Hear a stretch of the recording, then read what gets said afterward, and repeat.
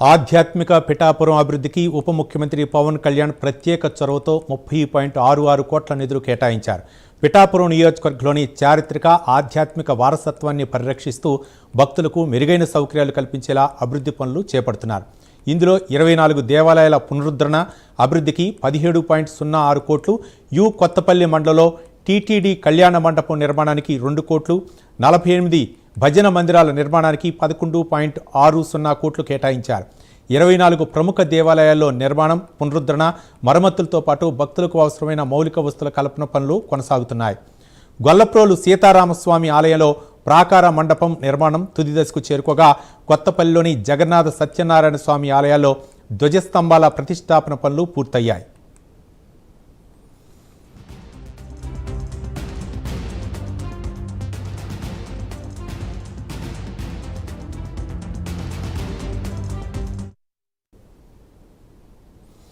పిఠాపురం కొత్తపల్లి వీధిలోని వేణుగోపాలస్వామి ఆలయంలో అర్చకుల క్వార్టర్ల స్లాబ్ పనులు పూర్తయ్యాయి.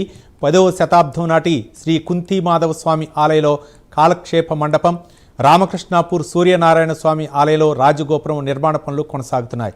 కుక్కుటేశ్వర స్వామి ఆలయానికి 5 కోట్ల రూపాయలు, శ్రీపాద శ్రీ వల్లభ దేవస్థానానికి 2 కోట్ల రూపాయలతో అభివృద్ధి పనులు ప్రారంభం కానున్నాయి.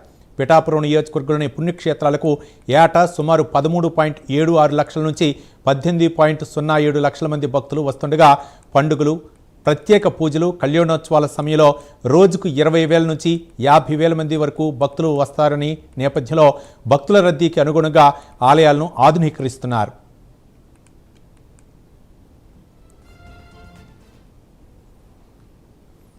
గతంలో పాడా ఆధ్వర్యంలో పిఠాపురం పట్టణంలోని టీటీడీ కళ్యాణ మండపాన్ని ఆధునిక వసతులతో పునర్నిర్మించడంతో పాటు ఆలయ మాడవీధుల విస్తరణ పనులు పూర్తి చేశారు.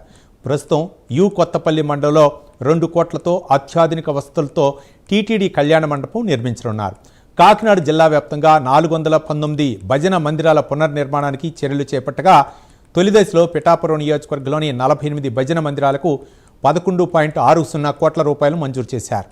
భజనలు, ఆధ్యాత్మిక సమావేశాలు, స్థానిక సాంస్కృతిక వేడుకలు, గ్రామస్థాయి ధార్మిక కార్యక్రమాలకు ఉపయోగపడేలా వీటిని అభివృద్ధి చేయనున్నారు.